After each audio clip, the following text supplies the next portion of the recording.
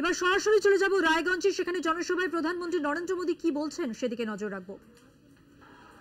2 दिन पहले ही बंगाल में पोइला बैसाख के साथ नए वर्ष की शुरुआत भी हुई है और कल रामनवमी का महा उत्सव भी मनाया जाएगा। ऐसे समय में आज इतनी विशाल संख्या में आपकी उपस्थिति, रायगंज का ये उत्साह ये बता रहा है कि बंगाल में ये नया साल नई आशा लेकर के आया है।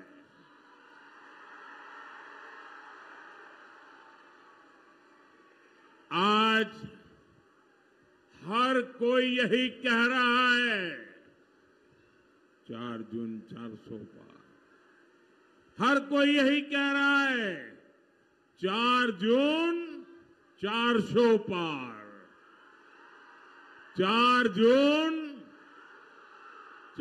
जून आभार एक बार, आभार एक बार, आभार एक बार। साथियों, बंगाल की धरती से स्वामी विवेकानंद,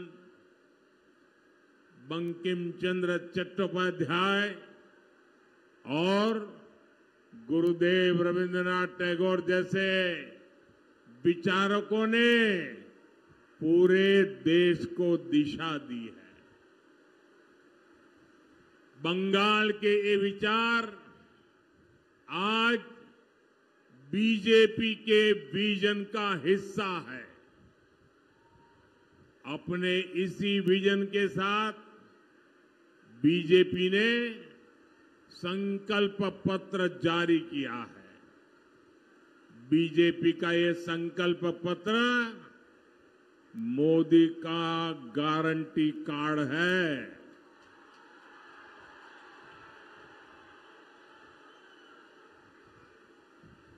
আমার বাংলার মানুষ বুঝলেন মোদির গ্যারান্টি হলো গ্যারান্টি পূর্ণ হবার গ্যারান্টি।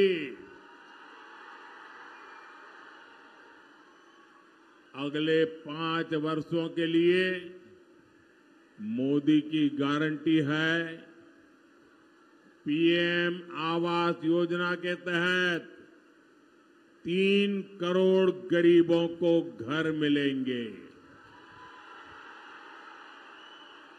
बंगाल के विकास के लिए वंदे भारत और अमृत भारत जैसी ट्रेनों का विस्तार होगा। 70 वर्ष से अधिक आयु के हर बुजुर्ग को मुफ्त इलाज मिलेगा। और आप भी अपने परिवार में सभी बुजुर्गों को बता दीजिए कि अब बीमारी छिपाने की जरूरत नहीं है, खर्चे की चिंता करने की जरूरत नहीं है। ये आपका बेटा दिल्ली में बैठा है, वो आपकी चिंता करेगा।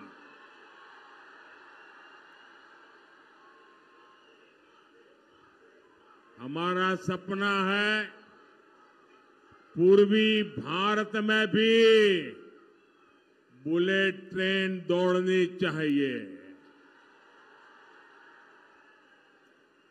देश और बंगाल की करोड़ों महिलाओं को आत्मनिर्भर बनाने के लिए आईटी, रिटेल, टूरिज्म जैसे सेक्टर में ट्रेनिंग दी जाएगी। हम करोड़ों लोगों को मुफ्त बिजली के लिए सोलर पैनल देंगे। बंगाल के मेरे नौजवानों को मुद्रा योजना में अब 20 लाख रुपए तक का लोन मिलेगा। एटा मोदी गारंटी। साथियों, आज बंगाल में भाजपा सरकार के पास अपने कामों को गिनाने के लिए लंबी लिस्ट है। आप देखिए, हमने पीएम आवास योजना के तहत बंगाल में 50 लाख से ज्यादा घर स्वीकृत किए। हमने बंगाल में जल जीवन मिशन के तहत 80 लाख घरों में पानी के कनेक्शन दिए। ये लाखों परिवार पानी के संकट से जूझ रहे थे। उज्ज्वला योजना के तहत उन 1.25 करोड़ परिवारों को गैस कनेक्शन मिले, जहां महिलाएं पीढ़ियों से धुएं में खाना बनाती थी।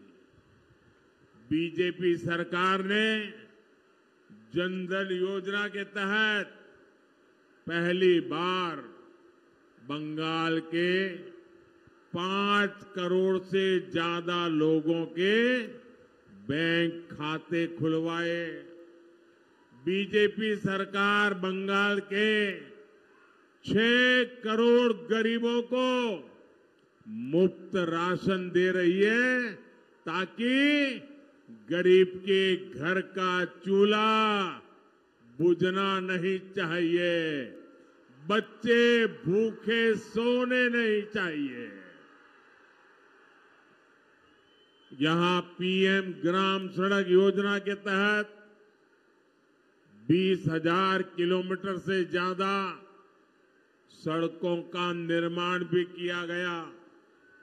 भाइयों और बहनों, ये लिस्ट इतनी लंबी है कि गिनाने लगे तो कई घंटे कम पड़ जाएंगे। 10 बछोरे जा होलो, 10 बछोरे जा होलो ओटा ट्रेलर छिलो।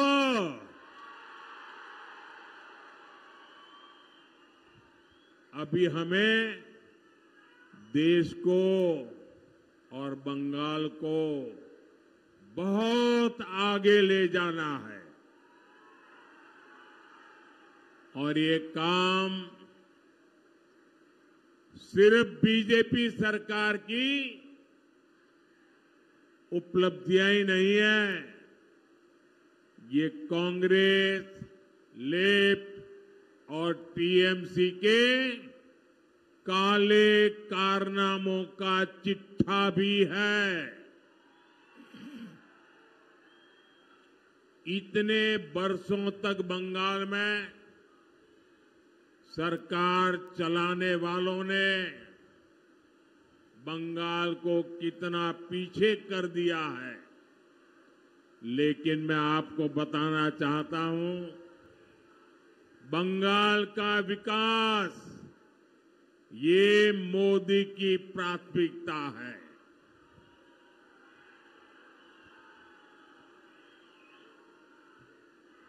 आप मुझे बताइए, बंगाल का विकास कौन कर सकता है?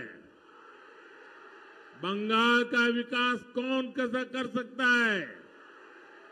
आपके सपने कौन पूरे कर सकता है? आपके लिए दिन रात कौन दौड़ सकता है? हर पल आपके लिए खपाने वाला कौन है? साथियों, बंगाल के सपूत हमारे डॉक्टर श्यामा प्रसाद मुखर्जी ने कश्मीर के लिए अपना बलिदान दिया था, वही हमारी प्रेरणा है। पश्चिम बंगाल के विकास में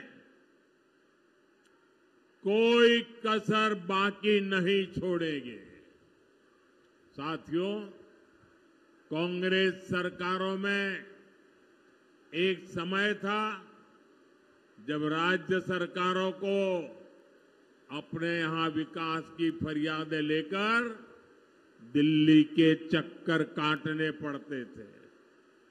मैं खुद भी तब गुजरात का मुख्यमंत्री था, लेकिन तब कांग्रेस सरकार ये देखकर काम करती थी कि इस राज्य में उसकी सरकार है और कहां विरोधी पार्टी की सरकार है। लेकिन आज हालत एकदम उल्टे हैं। मैं केंद्र से हर राज्य, हर जिले के विकास के लिए योजनाएं भेजता हूं। बंगाल और पूर्वी भारत के विकास के लिए हम लगातार मेहनत कर रहे हैं, लेकिन बंगाल की टीएमसी सरकार ये कोशिश करती है कि मोदी की योजनाएं यहां के लोगों तक पहुंच न पाए, आपको इसका लाभ न मिले। टीएमसी सरकार या तो केंद्र की गरीब कल्याण की योजनाओं को ठप कर देती है या उस पर अपना स्टिकर लगा देती है।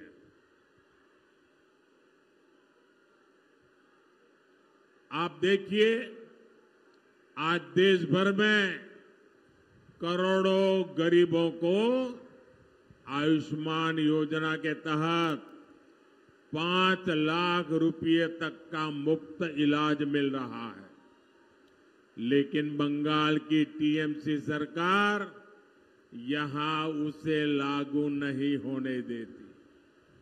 हम बंगाल में आधुनिक इंफ्रास्ट्रक्चर के विकास के लिए काम करते हैं तो राज्य सरकार उसमें भी रोड़े अटकाती है। मोदी बंगाल में पहले एम्स की शुरुआत कराता है तो यहां की सरकार कहती है कि हमसे परमिशन क्यों नहीं ली। केंद्र सरकार के जल जीवन मिशन को भी ये लोग आगे नहीं बढ़ने देना चाहते। पीएम आवास के घर गरीबों की जगह गलत लोगों को बांटे जा रहे हैं। केंद्र सरकार ने मनरेगा के लिए पैसे दिए, उसे भी टीएमसी के लोग खा गए। क्या ऐसी टीएमसी को माफ करना चाहिए? ऐसी टीएमसी को माफ करना चाहिए? ऐसी टीएमसी को माफ करना चाहिए? इनकी ये सोच बताती है कि इन्हें बंगाल के विकास की चिंता नहीं है। इन्हें चिंता इस बात की है कि कहीं बंगाल के गरीब लोग, बंगाल की महिलाएं आगे न बढ़ जाए। टीएमसी बंगाल को गरीब बनाए रखना चाहती है ताकि उसका कारोबार फलता फूलता रहे। साथियों, टीएमसी के बंगाल में किस चीज की परमिशन मिलेगी, किसकी परमिशन नहीं मिलेगी, ये कानून तय नहीं करता। ये टीएमसी के तोलाबाज और गुंडे तय करते हैं। बंगाल में रामनवमी की शोभा यात्रा की परमिशन नहीं मिलती, उसके लिए श्रद्धालुओं को कोर्ट जाना पड़ता है। लेकिन रामनवमी और दुर्गा पूजा की शोभा यात्राओं पर पत्थर फेंकने वालों को टीएमसी सरकार ने पूरी परमिशन दे रखी है।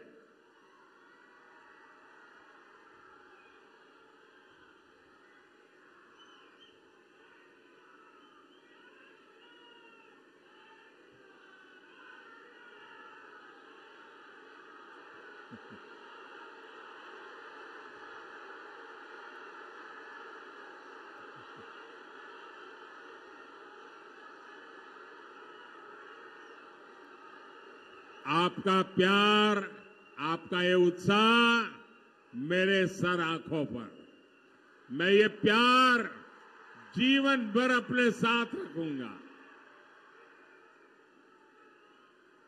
साथियों, ये टीएमसी वाले मतदाताओं को अपने लोकतांत्रिक तरीके से वोट डालने की परमिशन नहीं देना चाहते, लेकिन टीएमसी नेताओं को वोटर्स को धमकाने की पूरी परमिशन है।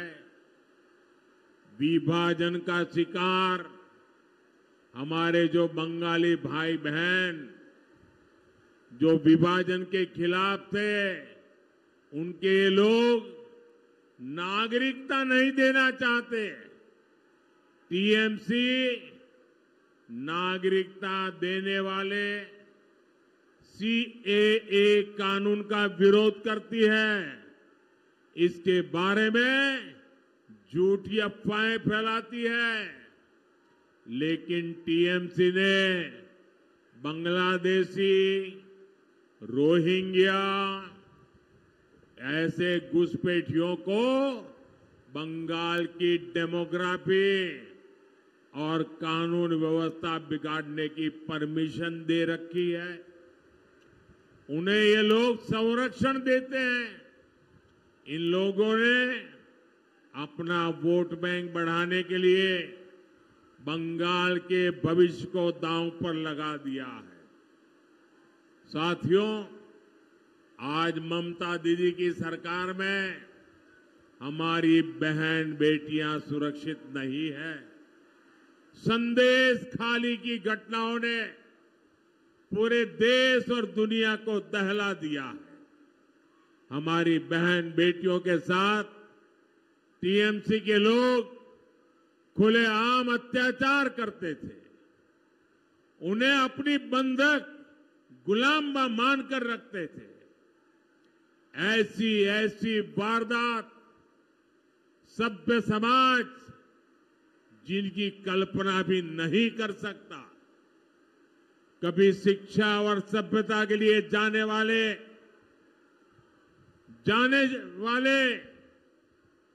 बंगाल को, देवी की पूजा करने वाले बंगाल को इन लोगों ने ऐसी हालत में पहुंचा दिया है।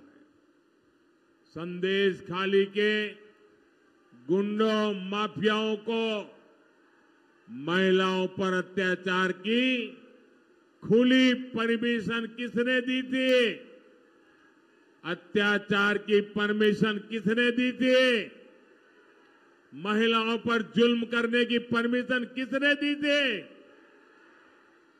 जब महिला संगठनों और दूसरी महिलाओं ने उन बहनों के आंसू पोंछने चाहे तो टीएमसी सरकार उन्हें क्यों परमिशन नहीं दे रही थी? आप मुझे बताइए, क्या शक्ति की उपासना करने वाला बंगाल इस घोर पाप के लिए ये टीएमसी वालों को सजा करेगा कि नहीं करेगा? बड़ी सी बड़ी सजा करेगा कि नहीं करेगा? इन्हें इस अपराध की सजा मिलनी चाहिए। सजा मिलनी चाहिए कि नहीं मिलनी चाहिए? साथियों, बंगाल के लोकप्रिय कवि सुकुमार रॉय ने कभी लिखा था, आरे छी छी राम राम, आरे छीछी राम राम, बोलो ना, चोलचे जा जुआ चुरी नेई तार तुलना।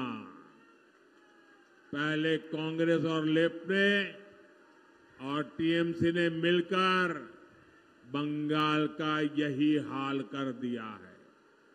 आज बंगाल में भ्रष्टाचार एक फुल टाइम बिजनेस बन चुका है। बंगाल में अपराध और गैर कानूनी काम फुल टाइम बिजनेस बन गए हैं। अपराधियों के हौसले इतने बुलंद हैं कि केंद्रीय एजेंसियों पर खुलेआम हमले करते हैं। यहां राजनीतिक हत्याएं कराई जाती है।